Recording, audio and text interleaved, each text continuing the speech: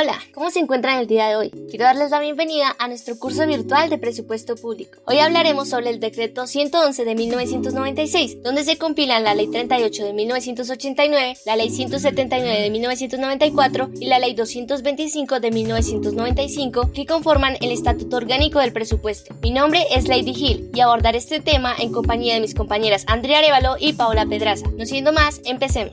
El decreto 111 de 1996 es un instrumento de planificación y gestión financiera del sector público, en el cual se compilan la ley 38 de 1989, la ley 179 de 1994 y la ley 225 de 1995, por el cual se conforma el Estatuto Orgánico del Presupuesto, que consta de 18 capítulos. Dentro del capítulo 1, que trata del sistema presupuestal, consta desde el artículo 1 al artículo 11, en los cuales se especifican todas las disposiciones en materia presupuestal que regulan la programación, la elaboración, presentación y ejecución del presupuesto. La cobertura del estatuto consta de dos niveles, el primero correspondiente al presupuesto general de la nación y el segundo a la fijación de metas financieras. Por otra parte, el sistema presupuestal está constituido por el plan financiero, el plan operativo anual de inversiones, el Banco Nacional de Programas y Proyectos y la ley anual sobre el presupuesto general de la nación. Y las tres partes que conforman el presupuesto general de la nación son, en primer lugar, el presupuesto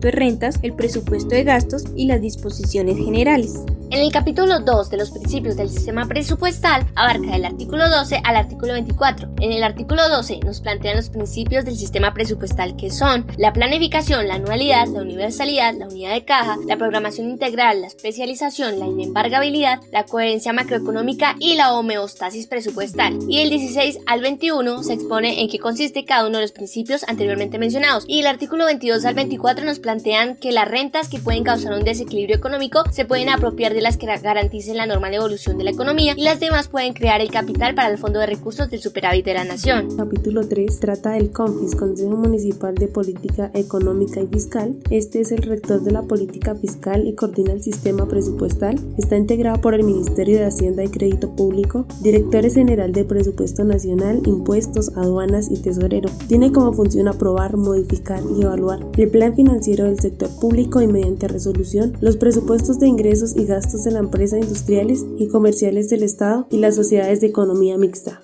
Capítulo 4 del presupuesto de rentas y recursos de capital. En este se define el artículo 27 al artículo 35, que definen los siguientes conceptos: ingresos corrientes clasificados en tributarios como directos e indirectos y no tributarios como aquellas tasas y multas; rentas propias, que serían los ingresos corrientes; contribuciones para fiscales, que son los tributos establecidos; fondos especiales, los ingresos para la prestación de un servicio público; y los recursos de capital, que serían aquellos recursos del balance. El capítulo 5, el presupuesto de gastos o apropiaciones, abarca del artículo 36 al artículo 46. Nos dice que el presupuesto de gastos se compone de los gastos de funcionamiento del servicio de la deuda pública y los gastos de inversión, y solo se pueden incluir apropiaciones que correspondan a créditos judicialmente reconocidos, a gastos decretados conforme a la ley, las destinadas a dar cumplimiento a los planes y programas de desarrollo económico y social y el de las obras públicas, entendiendo a un gasto público social como aquel cuyo fin es la solución de las necesidades básicas insatisfechas. En el capítulo 6 hablamos de la preparación del proyecto de presupuesto general de la nación, que este consiste en preparar anualmente el proyecto de presupuesto con base en los anteproyectos que le presentan los órganos que conforman este presupuesto. El gobierno tendrá en cuenta la disponibilidad de recursos para la determinación de los gastos.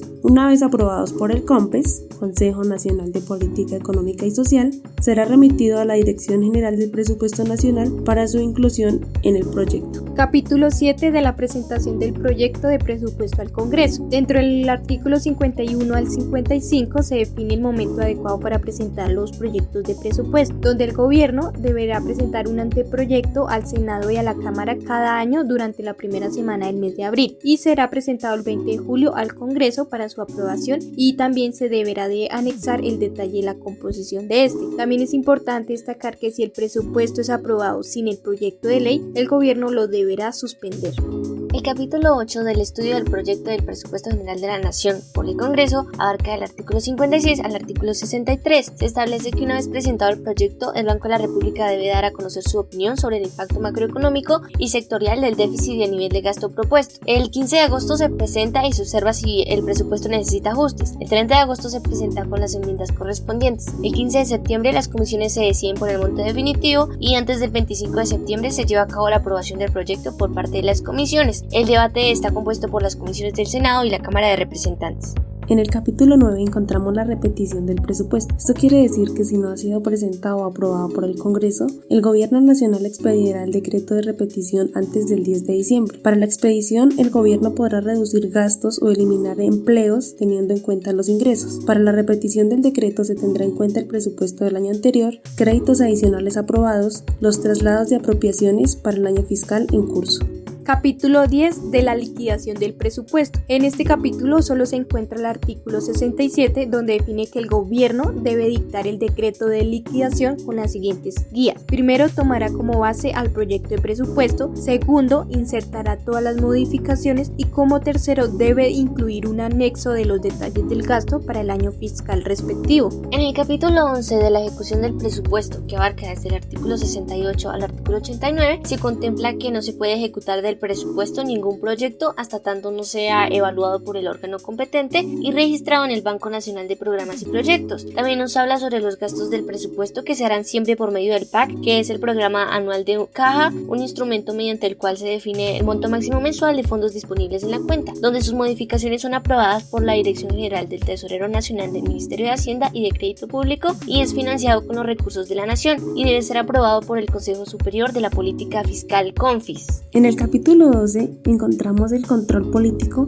y el seguimiento financiero. El Congreso de la República es el encargado de ejercer el control político sobre el presupuesto, mediante la citación del área administrativa, examen de informes de las ejecuciones, la Cámara de Representantes adelanta una parte en el análisis del presupuesto, el Departamento Nacional de Planeación evaluará la gestión de realización y seguimiento de los proyectos de inversión pública. También por parte del Ministerio de Hacienda y Crédito Público se efectuará un seguimiento financiero en la ejecución presupuestal. Capítulo 13 de las empresas industriales y comerciales del Estado. En este se encuentra el artículo 96 y el artículo 97, donde se define que para estas empresas se les debe aplicar todos los principios presupuestales con excepción de la inembargabilidad y son controladas por el gobierno y el ministro de Hacienda. También dice que el COMPES, que sería el Consejo Nacional de Política Económica y Social, determinará la cuantía de capital que le pertenece al presupuesto nacional. En el capítulo 14 del Tesorero Nacional e Inversiones abarca del artículo 98 al artículo 103. Allí se establece que la dirección del Tesorero Nacional del Ministerio de Hacienda y Crédito Público en el manejo de la cuenta única nacional podrá hacer una serie de operaciones financieras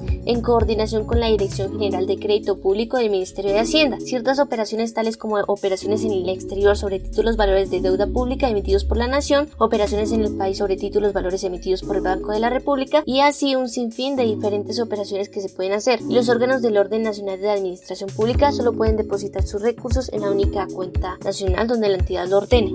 En el capítulo 15, entidades territoriales, hace referencia a las entidades nacionales, departamentales o municipales. Estas ajustarán las normas sobre la programación, elaboración, aprobación y ejecución de sus presupuestos a las normas previstas en la Ley Orgánica del Presupuesto. En el desarrollo del artículo 368 de la Constitución Política, los gobiernos mencionados anteriormente podrán incluir apropiaciones en sus presupuestos para conceder subsidios a las personas de menores ingresos, con el fin de pagar las cuentas de servicios públicos domiciliarios que cubran con sus necesidades básicas. Capítulo 16 de la capacidad de contratación, de la ordenación del gasto y de la autonomía presupuestal. En este se encuentra el artículo 112 y el artículo 113, donde dice que el jefe de cada órgano y de todos los demás órganos estatales de cualquier nivel que tengan personería jurídica podrán contratar y ordenar el gasto en desarrollo de las apropiaciones teniendo en cuenta las normas consagradas en el estatuto y que la Contraloría General de la República gozará de autonomía presupuestal.